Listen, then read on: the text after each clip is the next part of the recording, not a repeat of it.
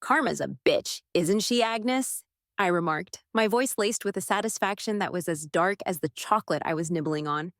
Agnes, my ever-efficient assistant, nodded, her lips curving into a knowing smile. Indeed, madame, Mr. Carter seems to have reaped what he sowed. Sowed a whole field of bad decisions, that one, I quipped, picturing William huddled in some dingy apartment, his designer suits replaced by bargain bin finds, his champagne wishes and caviar dreams a distant memory. It's quite poetic, really. The man who cast me out into the cold, now facing a winter of his own making. The events leading me up to this point played back in my head. The chill seeped through the Egyptian cotton sheets, a rude awakening from the blissful slumber of the afterlife. I blinked, the familiar floral wallpaper assaulting my retinas like a tequila sunrise after a blackout. Oh, for fuck's sake, I groaned, my voice a rusty hinge in the tomb-like silence of our bedroom. Not this shit again. Apparently, reincarnation had a twisted sense of humor, a penchant for irony that would make Alanis Morissette blush. Here I was, back in the marital bed, the scene of countless nights of, well, let's just say the memories weren't exactly Hallmark movie material, and the culprit, the architect of my untimely demise, was snoring peacefully beside me, oblivious to the fact that his ex-wife had just been resurrected with a vengeance and a to-do list that included a generous dose of payback. William, my husband, my betrayer, the man who had promised me forever, then traded it in for a newer model the moment my expiration date loomed closer than his latest business deal. The echoes of his accusations, his condescending tone dripping with a disdain that could curdle milk, reverberated through my mind, a soundtrack to the icy fury that was slowly thawing in my veins. "You're a liability, Ava," he'd sneered, his eyes as cold and calculating as a Wall Street banker on bonus day. A burden, a drain on my resources, a wrinkle in the perfectly ironed fabric of my ambitious life. Ambitions. Right. His ambitions, the business deals, the social climbing, the relentless pursuit of wealth and power that had consumed him like a tapeworm in a buffet line, leaving no room for the love, the loyalty, the years of goddamn devotion I had poured into this farce of a marriage. I'd been a fool, a naive, love-struck fool who'd mistaken his ambition for passion, his control for care, his carefully constructed facade for a genuine human connection. I'd given him my heart, my soul, my goddamn Netflix password, only to be discarded like a used teabag, tossed out into the cold to die. And die I did, alone, abandoned. My last breath a symphony of expletives that would make a sailor blush. But hey, who needs a peaceful afterlife when you can come back with a vengeance and a wardrobe that would make a Kardashian jealous? That's right, bitches. I was back. Reborn. Resurrected with a to-do list that included a generous dose of payback and a shopping spree that would make my credit card company weep with joy. William, my darling, my betrayer, my soon-to-be ex-husband. You thought you could get away with it, didn't you? You thought you could throw me out into the cold and waltz off into the sunset with your ambitions and your perfectly ironed suits. But you underestimated me. You underestimated the fury of a woman scorned, the resilience of a heart that had been frozen and thawed, the cunning of a mind that had been sharpened by the icy blade of betrayal. The game was on, darling, and this time I was playing to win. The gears in my brain were turning faster than a hamster on a Red Bull Vordrip. This wasn't just about getting even. It was about a goddamn masterpiece of payback, a symphony of revenge orchestrated with the precision of a Swiss watch and the subtlety of a sledgehammer to the nuts. Remember that winter storm? The one that hit just after William tossed me out like yesterday's trash? The one that shut down the entire East Coast, froze the balls off a polar bear, and, oh yeah, conveniently coincided with the arrival of his biggest shipment of imported whatnots from Timbuktu? The shipment that was supposed to seal the deal with that mega corporation, the deal that was going to make him richer than a sheik with a gold-plated oil well? Yeah, that storm. Turns out it wasn't just a random act of God. It was a goddamn opportunity, a cosmic gift-wrapped invitation to screw William over so royally that he'd be begging for a spot in the bargain bin at the Salvation Army. See, William, my darling, had built his empire on a foundation of sand, a house of cards held together by duct tape and wishful thinking. He was leveraged to the hilt, his investments riskier than a Russian roulette game with a fully loaded revolver. And that storm? It was the gust of wind that was going to send his whole goddamn house of cards tumbling down. But this time, I wouldn't be the one left out in the cold. Oh no, honey, I had a plan.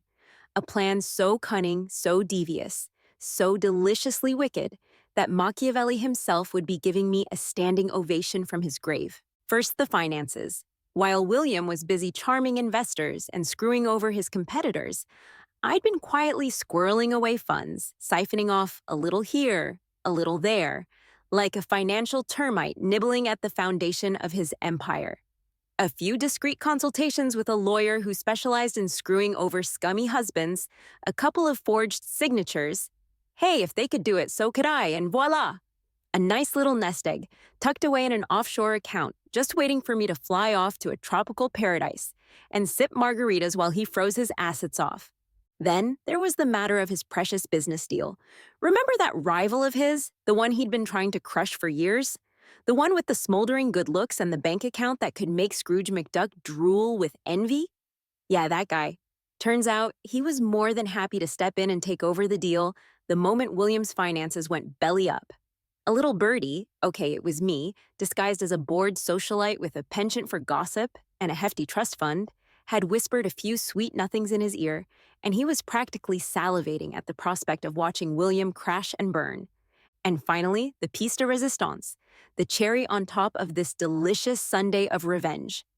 The escape plan. While William was busy fantasizing about his penthouse suite and his trophy wife, spoiler alert, that wasn't going to be me, I'd been quietly acquiring a charming little estate in the countryside, a cozy hideaway complete with a roaring fireplace, a fully stocked wine cellar, and enough cashmere blankets to keep an army of polar bears warm and toasty. So, yeah, William, my darling, my betrayer, my soon-to-be ex-husband, you thought you could discard me like yesterday's newspaper, leave me out in the cold to die while you basked in the glory of your ill-gotten gains.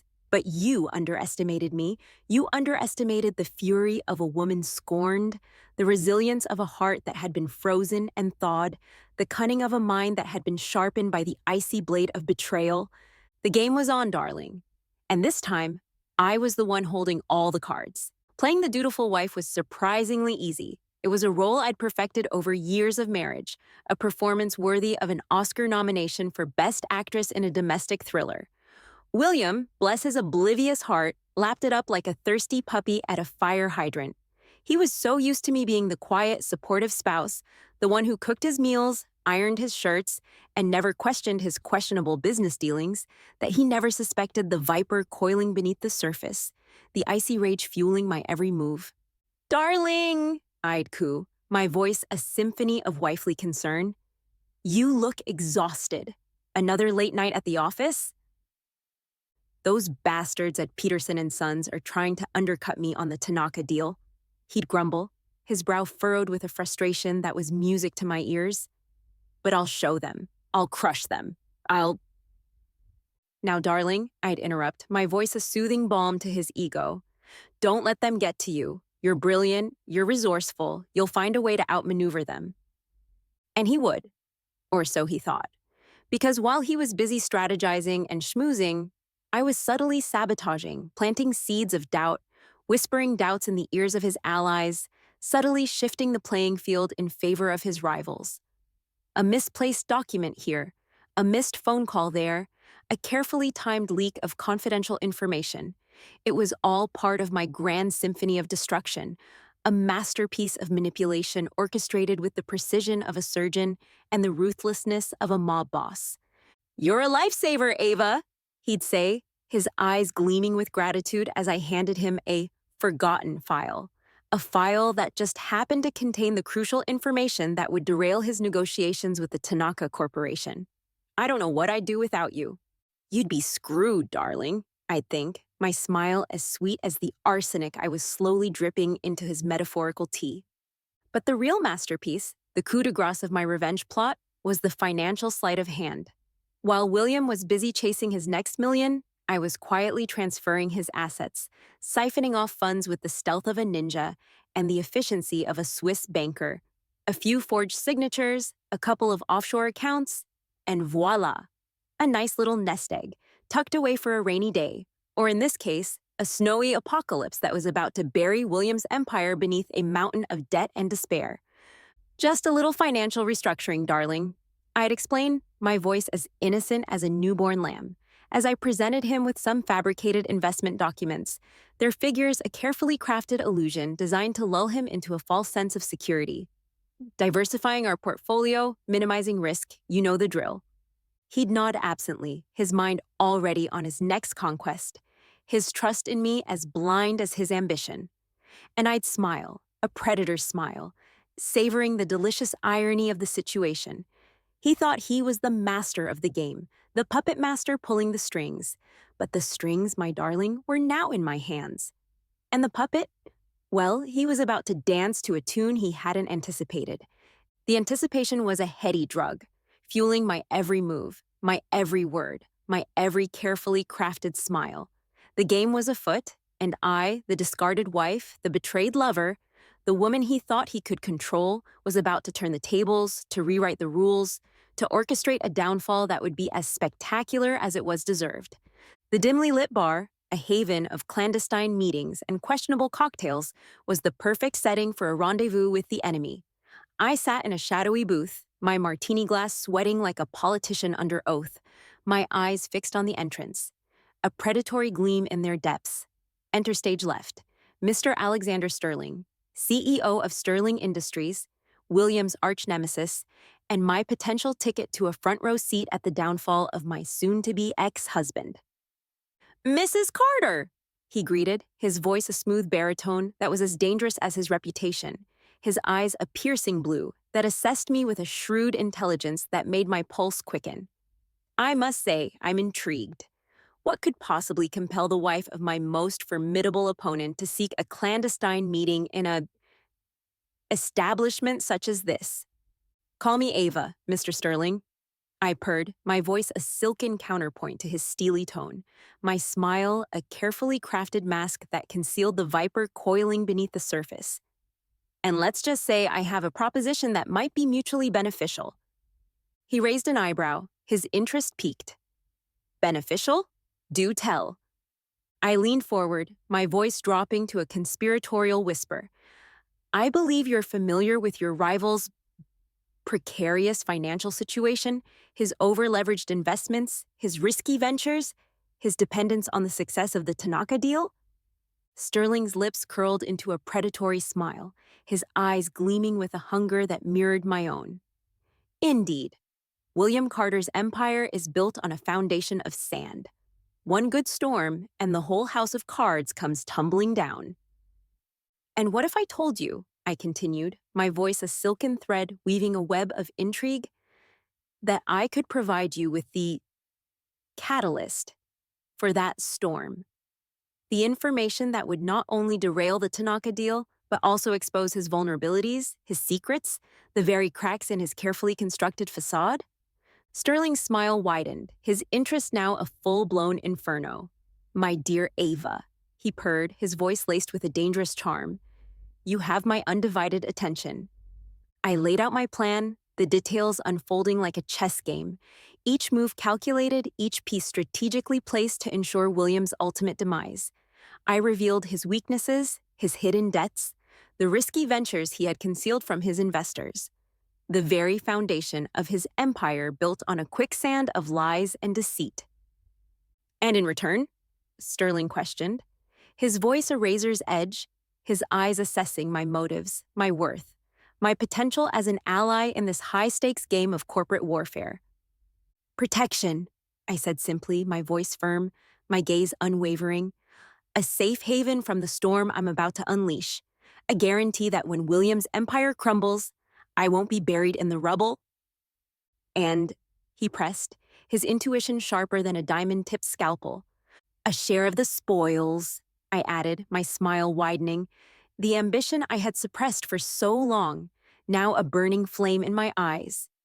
"When William falls, his empire will be ripe for the taking. And I, Ava, the woman he discarded, will be there to claim my rightful share." Sterling's laughter echoed through the dimly lit bar, a symphony of admiration and anticipation. He raised his glass, the amber liquid swirling like a whirlpool of ambition. "To our partnership, Ava," he toasted, his eyes locking with mine, a silent agreement sealed in the depths of their icy depths. "May it be as fruitful as it is destructive." I clinked my glass against his, the ice cubes rattling like the bones of William's impending demise.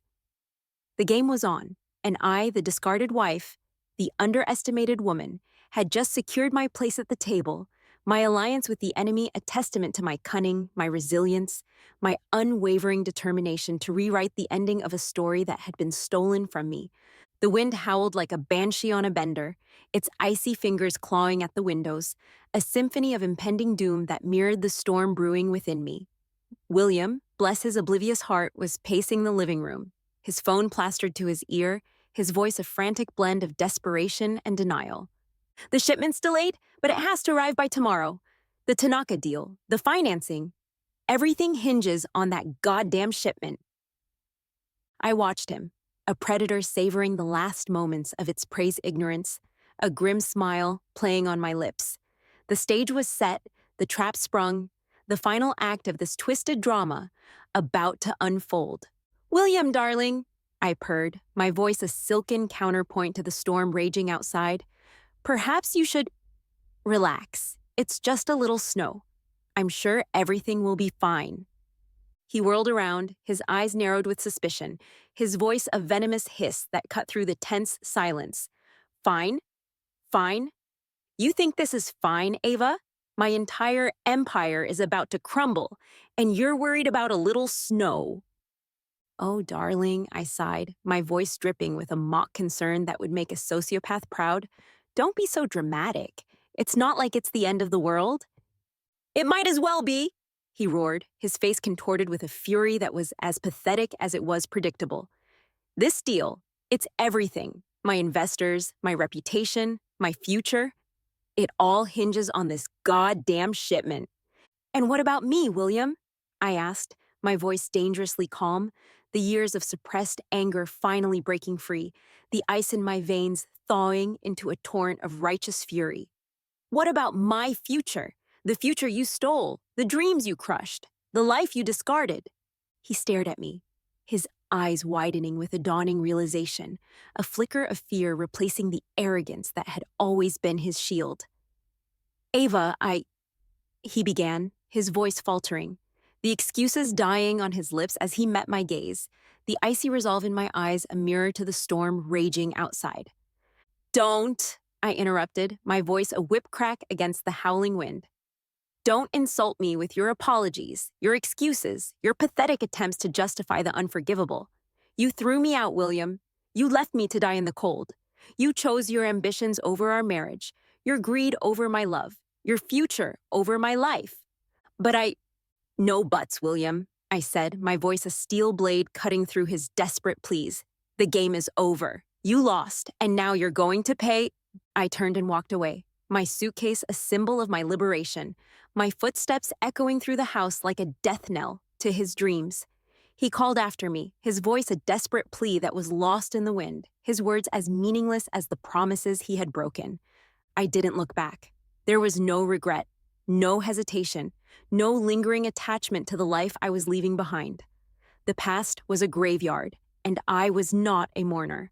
I was a survivor, a warrior, a woman reborn from the ashes of his betrayal.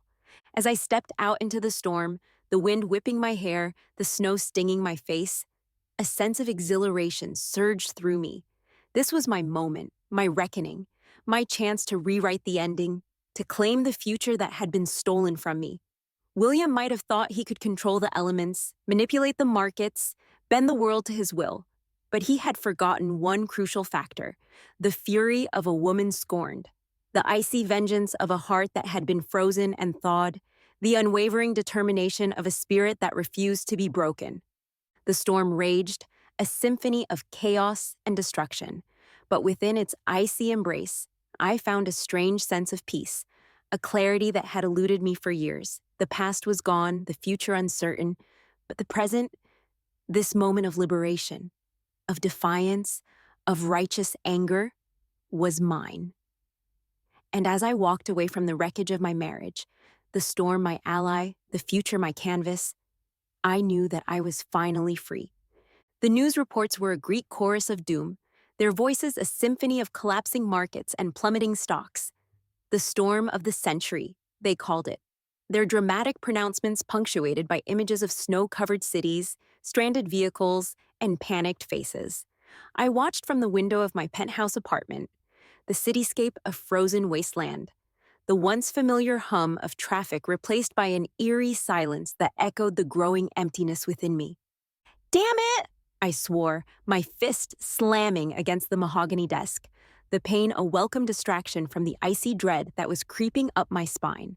The Tanaka deal, the cornerstone of my financial empire, the deal that was supposed to catapult me into the stratosphere of wealth and power, was crumbling faster than a stale cookie. The shipment, delayed by the storm, was now a liability, a ticking time bomb that threatened to detonate my carefully constructed financial fortress.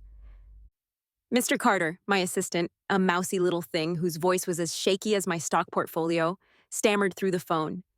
Mr. Sterling is on line 2. He says it's urgent. Sterling, my rival. The man who had been circling like a vulture, waiting for the opportune moment to swoop in and pick at the bones of my empire. I hesitated, the phone feeling heavier than a lead weight, the premonition of disaster a knot in my gut. Carter, Sterling's voice, when I finally answered, was a symphony of smug satisfaction, a mocking counterpoint to the growing panic in my own chest. I'm afraid I have some unfortunate news. It seems the Tanaka Corporation has decided to reconsider their partnership. They found a new collaborator, shall we say, someone with a more reliable track record. The words hit me like a sucker punch. The wind knocked out of my lungs, the blood draining from my face. Sterling? That bastard? He had outmaneuvered me, capitalized on my misfortune, stolen the deal that was supposed to be my crowning glory. But how? How had he known? How had he anticipated my downfall, exploited my vulnerability, turned the storm against me with such ruthless efficiency? And then, the chilling realization dawned. Ava, my wife, the woman I had discarded, the woman I had underestimated, the woman who had shared my life, my secrets, my vulnerabilities. She had betrayed me. She had used her knowledge of my business dealings, my weaknesses, my fears, to orchestrate my downfall, to exact her revenge, to make me pay for the betrayal that had shattered her heart, the life she had lost. The regret was a bitter pill to swallow, a toxic concoction of self-recrimination, and a belated recognition of the woman I had so carelessly cast aside.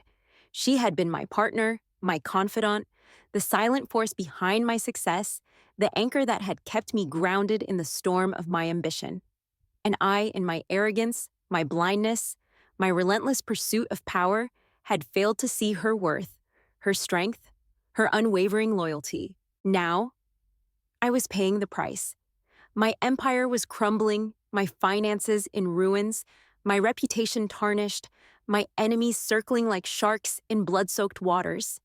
And Ava, the woman I had wronged, the woman I had underestimated, was nowhere to be found.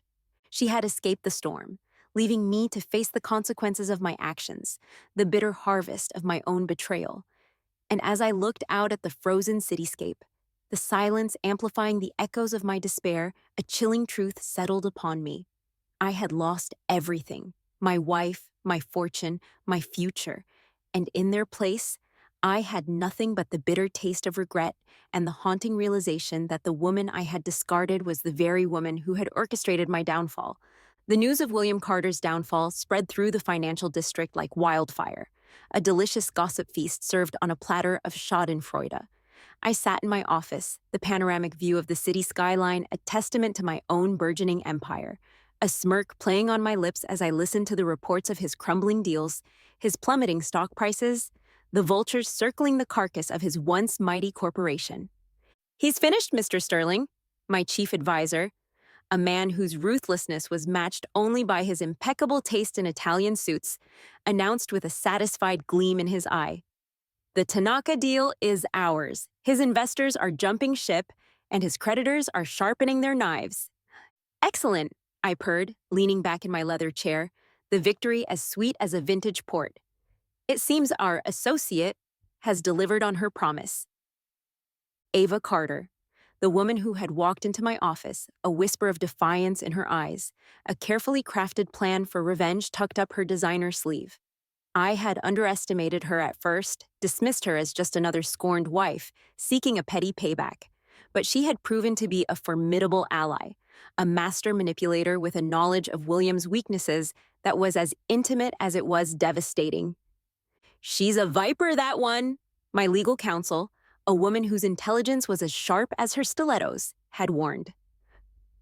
Don't underestimate her, Mr. Sterling. She's playing her own game.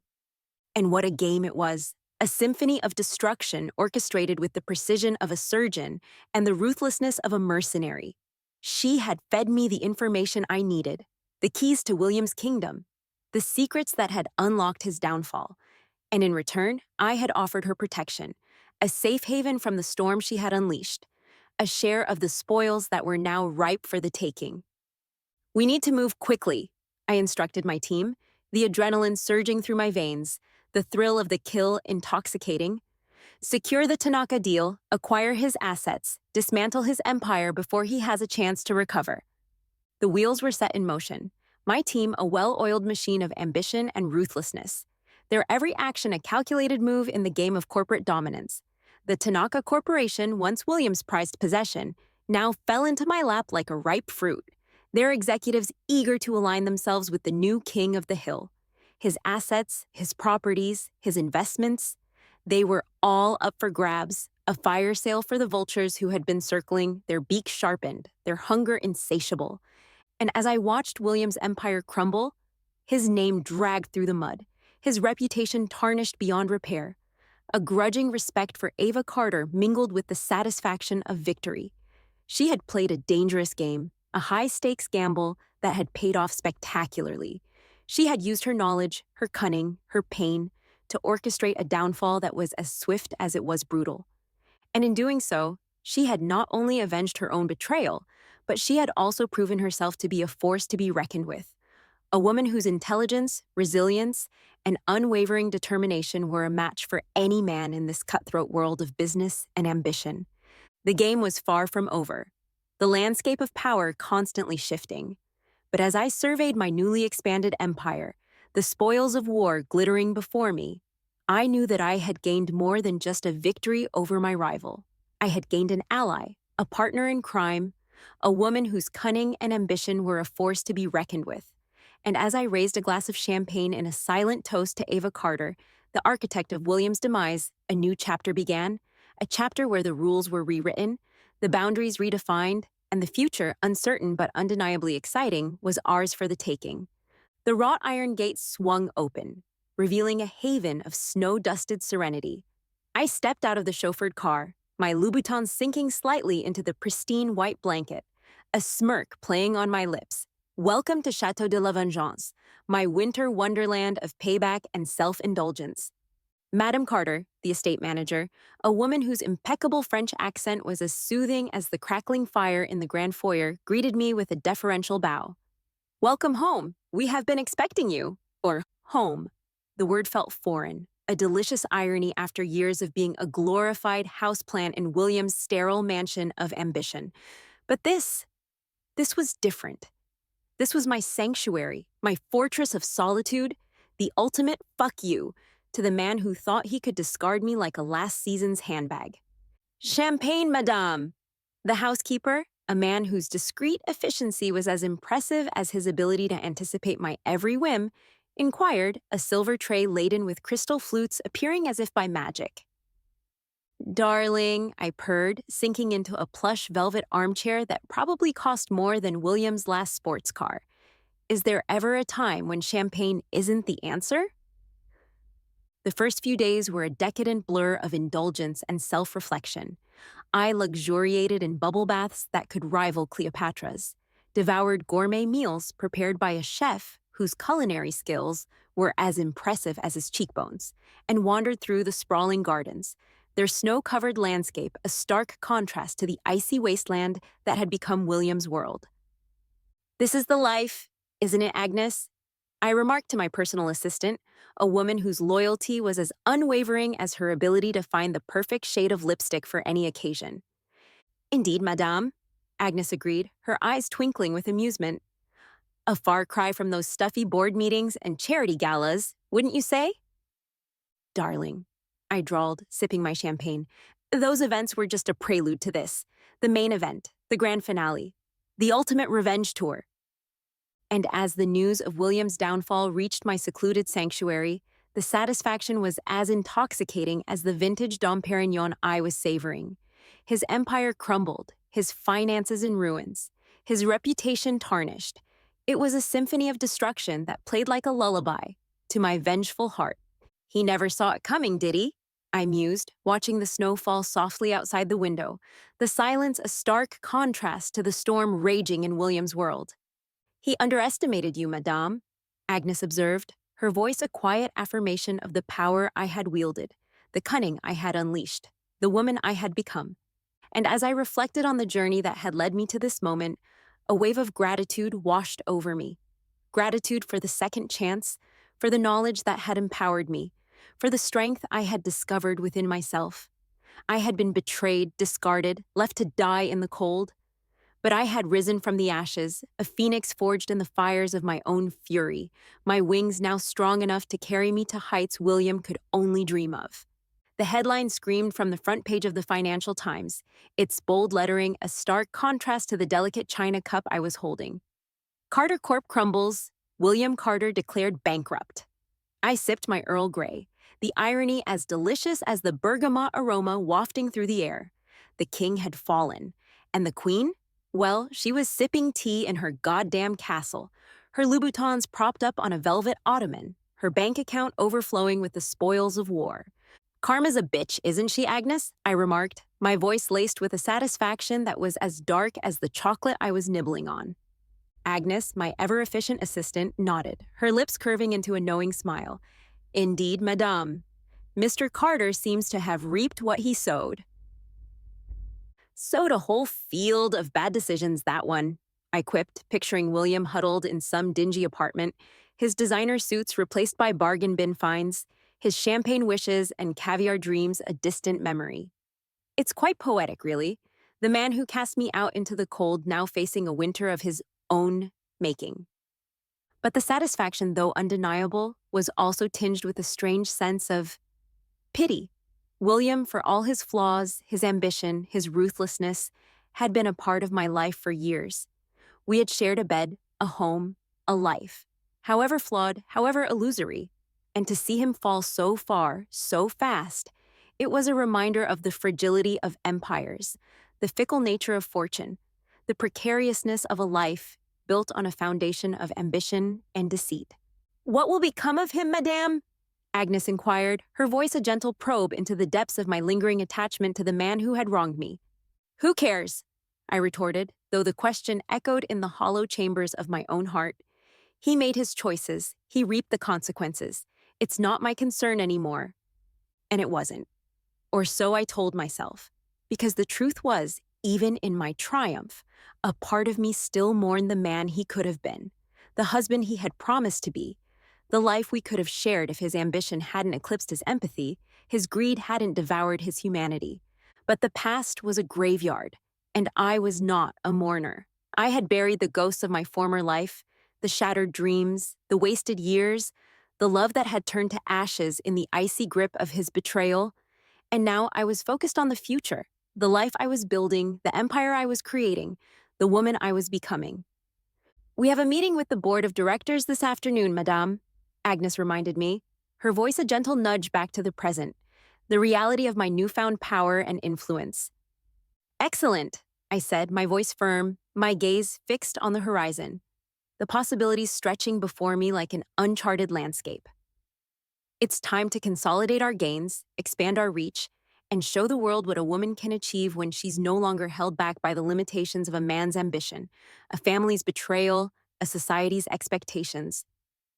This wasn't just about revenge anymore. It was about empowerment, about using my newfound freedom and resources to make a difference, to create a legacy that was not built on the ruins of someone else's dreams, but on the foundation of my own vision, my own values, my own unwavering determination to leave a mark on the world that was as bold and defiant as the woman I had become. And as I closed the newspaper, William's face fading into the background noise of my triumphant new reality, a quiet sense of closure settled over me. The past was done, the future unwritten, but the present, this moment of clarity, of purpose, of undeniable power, was mine. And I, Ava, the woman who had been discarded, betrayed, and left for dead, was finally truly alive. The upscale restaurant, with its hushed ambiance and exorbitant prices, was a world away from the greasy spoon diners I'd frequented in my post-divorce, reinventing myself phase. I sipped my champagne, the bubbles tickling my nose with a hint of amusement, my gaze sweeping over the well-heeled clientele, their conversations a symphony of stock options and social climbing. It was a scene I'd once been a part of, a world where William had reigned supreme, his charisma blinding everyone to the rot beneath the surface. And then I saw him, William, sitting alone at a corner table, his once impeccable suit now rumpled, his eyes shadowed, his shoulders slumped with a defeat that was as palpable as the scent of stale cologne clinging to him. He looked like a ghost, a faded photograph of the man who had once commanded boardrooms and seduced investors with his charm. The sight was both satisfying and strangely unsettling, a reminder of the fragility of empires, the fickle nature of fate, the karmic boomerang that had swung back and knocked him off his pedestal. He looked up, our eyes meeting across the crowded room, a flicker of recognition sparking in his haggard face. He rose, his movements hesitant, his once confident stride now a shuffle of uncertainty. I watched him approach, my heart a steady drumbeat against the armor of indifference I had carefully constructed. "Ava," he began, his voice a raspy whisper that echoed the ruin of his life. "Can we talk?" "We have nothing to talk about, William," I said, my voice as cold and sharp as the ice pick I'd metaphorically plunged into his heart. "But he stammered, his eyes pleading for a mercy I was no longer inclined to offer. "I'm sorry, Ava, for everything. I was a fool. I lost sight of what truly mattered. I lost you." "You lost more than just me, William," I corrected, my voice laced with a sardonic amusement that mirrored the champagne bubbles tickling my nose. "You lost your fortune, your reputation, your precious empire, and you have no one to blame but yourself." "I know," he said, his voice a broken whisper, "and I regret it. Every single day. I'd give anything to go back, to undo the damage, to reclaim the life we had." "The life you had, William," I emphasized, my tone brooking no argument. "The life you built on my back, on my sacrifices, on my unwavering loyalty. The life you so carelessly discarded when it no longer served your ambitions." "But I love you, Ava," he pleaded, his eyes searching mine with a desperation that was as pathetic as it was belated. "Love?" I scoffed, the word a bitter joke in the face of his betrayal. "You don't know the meaning of the word, William. Love isn't a transaction, a convenience, a bargaining chip in your game of power and greed. Love is respect, loyalty, a partnership built on a foundation of trust and mutual understanding. And those, my dear William, are qualities you clearly lack." He flinched, the truth of my words hitting him harder than any physical blow. He had played the game and lost, his carefully constructed facade crumbling under the weight of his own actions. The consequences of his choices a bitter reality he could no longer escape. "I understand," he finally said, his voice a hollow echo of the man he once was. I wanted you to know. I wanted you to know how sorry I am, how much I regret." "Regret is a dish best served cold, William," I interrupted, my voice laced with a finality that mirrored the icy detachment in my heart. "And you, my dear, are about to have a very large serving." I rose from my seat, my departure a final punctuation mark on the chapter of our lives that had closed so dramatically. He watched me go, his eyes filled with a longing that was as futile as it was belated. And as I walked away, the echo of his despair, a faint melody in the symphony of my own triumph, a quiet sense of closure settled over me. The past was finally laid to rest, the future a blank canvas, the present a moment of undeniable victory. I had played the game, and I had won. And as I stepped out into the night, the city lights a glittering testament to my newfound freedom, I knew that the best revenge was not just a dish served cold. It was a life lived well, a life filled with passion, purpose, and a happiness that was finally truly my own.